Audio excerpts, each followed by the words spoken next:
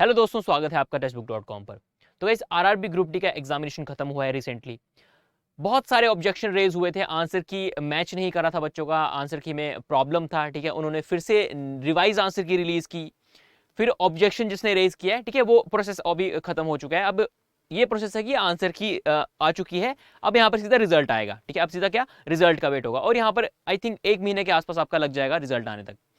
तो फिर भी बहुत बच्चे, ठीक है, बहुत के सारे बच्चे ही क्यूरियस हैं कि कट ऑफ कितना जाएगा, हमारे रीजन का कितना जाएगा, हमारे रीजन का कितना जाएगा।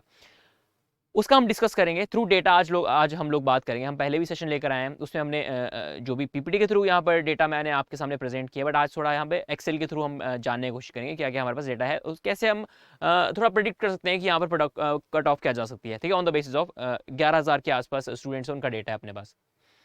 अब गाइज यहाँ पर एक तो बात यह है कि नॉर्मलाइज्ड मेथड चेंज है, ये भी हम बात कर चुके हैं, ठीक है। परसेंटाइल स्कोर होगा, शिफ्ट वाइज आपकी परसेंटेज निकलेगी। जिस शिफ्ट में आपका एग्जामिनेशन हुआ था उसमें मैक्सिमम स्कोर क्या था, ठीक है, उसके बेसिस पर आपका परसेंटाइल स्कोर बनेगा कि हाईएस्ट जितना आपने स्कोर किया है उसके कम स्कोर करने वाले कितने बच्चे आपको मिला के, ठीक है, उसके हिसाब से यहाँ पर परसेंटेज कैलकुलेट होगी। तो ये तो अलग बात होगी। अब गाइज कुछ डेटा हम लोग यहाँ पर बात करने वाले हैं। पहला डेटा की अगर बात करूं मैं, पर पोस्ट कंपटीशन। गाइज पर पोस्ट कंपटीशन कैसे निकाल रहे हैं हम लोग, मैं आपको बताता हूँ, ठीक है। गाइज ये कुछ डेटा है फेज 1 से लेकर फेज 5 तक, ठीक है। कितने बच्चे बुलाए गए थे, आई होप कि आपको विजिबल होगा, ठीक है, आई होप कि आपको विजिबल होगा। मैं थोड़ा सा जूम और कर देता हूँ आपके लिए। हाँ, तो ये कुछ डेटा है, ठीक है। ये एक रीजन का डेटा है, जहां पर अगर हम बात करें, चंडीगढ़ रीजन का डेटा है। अगर हम बात करते हैं यहाँ पर कितने बच्चे बुलाए गए थे, कितने बच्चे अपीयर किए हैं और परसेंटेज क्या है यहाँ पर, जो जिन बच्चों ने एग्जामिनेशन दिया है, ठीक है। देखो यहाँ पर जो बच्चे बुलाए गए थे, यहाँ पर 68,000 है, यहाँ पर 3,83,000 है, 4,73,000 है, 45,000 है, 25,000 है यहाँ पर, ठीक है। फेजेस वाई मैंने डिस्ट्रीब्यूशन किया है। अगर आप पीरियड की बात करते हैं तो गाइस यहाँ पर 49, मतलब कि 50%, मतलब आधे बच्चे यहाँ पर एग्जाम देने आ रहे हैं, ठीक है। आधे बच्चे क्या एग्जाम देने आ रहे हैं। फिर अगर फर्दर बात करूँ यहाँ पर, अगर मैं फेज 2 की बात करूँ 31% है, फेज 3 में 32% है, 4 एंड 5 की बात करें 47 एंड 40%। अगर इसका भी मैं एवरेज निकालता हूं तो मेरे पास 40.30% अपने पास एक अटेंडेंस का एक स्कोर आता है, ठीक है। अटेंडेंस इतना आ रहा है हमारा ओवरऑल, जो कि अगर एग्जामिनेशन की बात करें इतने बच्चे यहाँ पर अपीयर कर रहे हैं जितने बच्चों ने फॉर्म फिलअप किया था। देखो नो डाउट यहाँ पर ये भी हमारा एक नॉर्मलाइजेशन का एक मेथड है कि कितने बच्चे उस शिफ्ट में बैठे हैं, ठीक है। बट जो भी है अपने पास, ठीक है, अटेंडेंस भी एक एस्पेक्ट हम लोग लेके चल सकते हैं, बट हम लोग ऐसे नहीं कह सकते इससे कोई मेजर इफेक्ट पड़ने वाला है। गाइज अगर मैं बात करूं अपीयर्ड के हिसाब से, तो गाइज अगर पर पोस्ट अगर कैलकुलेशन की जाए तो हमारी जो पर पोस्ट, ठीक है, अगर एक पोस्ट के लिए जो फाइट चल रही है वो चल रही है 125 बच्चे हैं एक पोस्ट के लिए, ठीक है। एक पोस्ट के लिए लड़ रहे हैं हमारे 125 बच्चे। तो गाइज 125 बच्चे में आप कहाँ स्टैंड करते हैं वो आप, मतलब वो तो रिजल्ट ही बताएगा, ठीक है, क्योंकि आपने परफॉर्म कर दिया, आपने जो पढ़ना था वो पढ़ लिया।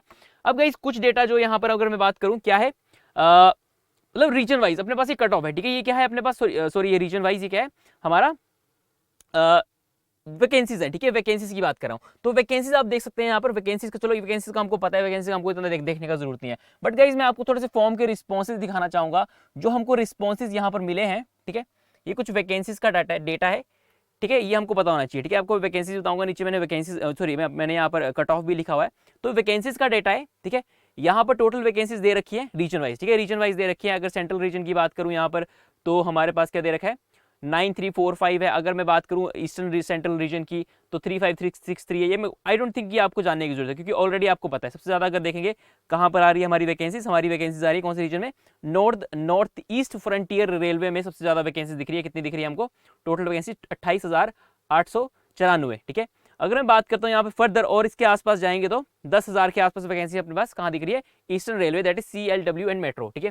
तो गाइस कुछ फॉर्म के रिस्पॉन्सेज है जो कि मैं आपको दिखाना चाहूंगा। हमारे कुछ बच्चों ने यहाँ पर, ठीक है, रीजन है कितने उन्होंने अटेम्प्ट किए हैं वो यहाँ पर डेटा है। तो गाइस अगर मैं पूरे डेटा को आपको नीचे तक लेके जाता हूँ तो गाइस कितना डेटा है, अगर मैं इसको काउंट करूँ पूरा का पूरा, तो 11,166 बच्चे हैं जिन्होंने यहाँ पर रिस्पॉन्सेज दिए हैं, ठीक है। मैं आपको थोड़ा जूम भी कर देता हूँ यहाँ पर, थोड़ा सा मैं आपको जूम भी कर देता हूँ कितने हैं। आई होप कि आप नंबर देख पा रहे होंगे, 11,166 बच्चों ने यहाँ पर रिस्पॉन्सेज दिए हैं। अब जो रिस्पॉन्सेज दिए हैं उनके ऊपर हम लोग कैसे यहाँ पर जो कट ऑफ है, ठीक है, कट ऑफ को जो हम लोग एनालाइज कर पाए, ठीक है, ऑन द बेसिस ऑफ जो रिस्पॉन्सेज है, ठीक है। हमने रिस्पॉन्स आई थिंक जब एग्जामिनेशन खत्म हुआ था तभी रिलीज कर दिया था और बच्चों के रिस्पॉन्सेज आना शुरू हुए थे। तो अब ऐसा स्टेज आ चुका है जब आंसर की वाला भी सिलेंडर हो गया, ठीक है, ऑब्जेक्शन रेज वाला भी सिनेरियो हो गया। अब यहाँ पर जो बच्चे कह रहे हैं कि हाँ अब हमारे जो स्कोर है वो इतना बनने जा रहा है, ठीक है, या फिर मैं कह सकता हूँ कि अटेम्प्टेड हमने इतना किया है, इसके आसपास हमारा स्कोर बन जाएगा। रॉ स्कोर की हम लोग बात करेंगे। तो इस रॉ स्कोर की अगर हम बात करें, यहाँ रॉ स्कोर की अगर बात करें तो मैं एक टेबल आपके सामने लेकर आया हूं जो यहाँ पर रीजन रह गए थे, ठीक है, जो रीजन रह गए थे मैं आपको सीधा सीधा बताऊंगा, आपको मैं ज्यादा अलग अलग जगह नहीं लेके जाऊंगा, मैं आपको सिर्फ एक पेज, सिंगल पेज पे ले आता हूं। तो अगर सिंगल पेज की अगर हम बात करते हैं, ठीक है, तो यहां पर आप देख सकते हैं ईडब्ल्यूएस की भी है। तो गुवाहाटी की अगर बात करते हैं गाइस, गुवाहाटी में देखो मैंने इंटू 3 इसलिए लिखा है, यहाँ पर इंटू 3 इसलिए लिखा है क्योंकि इस वैकेंसीज के 3 गुना लोग यहाँ पर पीईटी के लिए बुलाए जाएंगे, ठीक है, इतना तो आपको पता होगा, ठीक है। वैकेंसीज यहाँ पर ब्रैकेट में लिख रखी है कि वैकेंसीज कितनी कितनी हैं।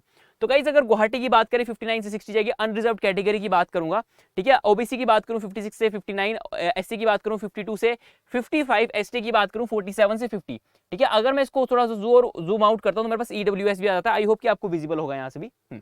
54 टू 58। फर्दर इलाहाबाद की बात करूं गाइस, हमारे पास जो डेटा आया था थोड़ा सा यहाँ पर वेरिएशन देखने को मिला, कहीं ना कहीं ना, अगर आपने पहले का सेशन देखा होगा तो उसमें आपको थोड़ा सा वेरिएशन देखने को मिलेगा, कहीं कहीं वेरिएशन होगा, कहीं कहीं नहीं होगा। तो on the basis of formulas हमने जो भी यहाँ पर यूज किए हैं उसके बेसिस पर यहाँ पर हमारे पास कट ऑफ आई है, ठीक है। अब ये भी है कि कुछ बच्चे ऐसे होते हैं कि थोड़ा सा सुपूरियस एंट्रीज देते हैं, सुपूरियस सेंस की यहाँ पर गलत एंट्रीज भी देते हैं, तो ठीक है, उसको भी अगर नेगेट किया जाए तो अपने पास इसके आसपास ही कट ऑफ रह रही है, ठीक है। तो अगर मैं बात करूं इलाहाबाद की 63 से 65 बन रही है, यूआर की, ओबीसी की 59 से 61, एससी की 55 से 57, एसटी की 51 से 53, ठीक है, एंड ईडब्ल्यूएस की 56 से 60। अगर जयपुर की बात करता हूं 62 से 65, 58 से 61 ओबीसी की, 54 से 56 एससी की, 55 से 59 एसटी की, 55 से 59 ईडब्ल्यूएस की, ठीक है। यहां पर अपने पास ये कट ऑफ बन रही है। अगर मैं बात करता हूं फर्दर, अगर मैं फर्दर बात करूं यहां पर मूव करता हूं, ठीक है, बिलासपुर में मैं यूआर की कैटेगरी की ले रहा हूं, अगर आपको बाकी देखें तो आप देख सकते हो, ठीक है। बिलासपुर की होगी 60 से 63, ठीक है, कोलकाता की होगी 62 से 64। आई थिंक ये ज्यादा पहले रिफ्लेक्ट कर रही थी जब तक यहाँ पर ऑब्जेक्शन रेज एंड आंसर की वाला सिनेरियो नहीं हुआ था, ठीक है। फिर जबलपुर की बात करूं 61 टू 63, हाजीपुर की बात करूं 66 टू 69, मुंबई की बात करूं 60 टू 63, ठीक है, मुंबई कौन सा वाला 10,734 वाला मैं वैकेंसीज वाला बोल रहा हूँ, ठीक है, दो टाइप की होंगे ना यहाँ पर, तो 10,000 वाली वैकेंसीज का बता रहा हूँ मैं, 60 टू 63 होगी, ठीक है। सिकंदराबाद की अगर बात करते हैं 59 टू 62, दिल्ली की बात करूँ तो 63 टू 65, हुबली की बात करूँ 56 टू 59, गोरखपुर की बात करूं तो 60 टू 63, भुवनेश्वर की बात करूं तो 61 टू 63, इतनी रह सकती है कट ऑफ, ठीक है। आगे फर्दर अगर बात की कौन सा रह गया अपने पास, चेन्नई 58 टू 60। अब गाइस यहां पर देखो जो ये कट ऑफ है ना, अब मैं देखो ये तो कह नहीं सकता, ये भी आपको पता है कि मैं कह नहीं सकता कि ये कट ऑफ इतनी जाएगी। हाँ मैं इतना जरूर कहूंगा कि +2 -2 आपका होने वाला है, इसमें इससे ज्यादा गैप नहीं मिलेगा, देखने को मिलेगा। और गाइस अगर आप इस रेंज में लाइक कर रहे हो तो अपनी पीईटी की तैयारी आप शुरू कर दीजिए अभी से, फिर बाद में क्या हो जाएगा ना, आपके पास इतना इनफ टाइम नहीं होगा, और उसके लिए तो फिजिकल आपको कहते हैं ना कि फिजिकली आपको स्ट्रॉन्ग बनना है, ताकि आप वो जो एक ही देखो एक बार ही आपको चांस मिलेगा, दो चांसेस नहीं मिलेंगे वहां पर, तो एक जो चांस मिलेगा उसमें ही आपको पिक करनी है वो चीज, ठीक है, उसको क्लियर करना है। अब ऐसा नहीं है आपके पास एग्जाम दिया आपने, फिर सेकंड स्टेज पे पहुंचे, सेकंड स्टेज में पहुंचने के बाद अगर आप यहाँ पर अगर थोड़ी लापरवाही करोगे तो पूरा साल बर्बाद, ठीक है। साल तो क्या बहुत सारे साल चले गए वैसे, अगर 2019 का नोटिफिकेशन अभी जाकर एग्जाम हो रहा है, तो नेक्स्ट नोटिफिकेशन तो गाइज आएगा जरूर, ऐसा मैं कहूंगा कि नहीं आएगा, क्योंकि अभी जो पीएम मोदी जी ने रोजगार मेला जो शुरू किया है, ठीक है, अभी 75,000 हर महीने यहाँ पर जॉब जो है वो फिलअप होंगी, तो यहाँ पर फर्दर जो है एएलपी की नोटिफिकेशन आने वाली है, ठीक है, आरपीएफ की नोटिफिकेशन आने वाली है, तो सारी नोटिफिकेशन आपकी लाइंड अप हैं, ठीक है। 2 लाख से भी ज्यादा अभी तक वैकेंट सीट्स हैं रेलवे की अगर बात करते हैं।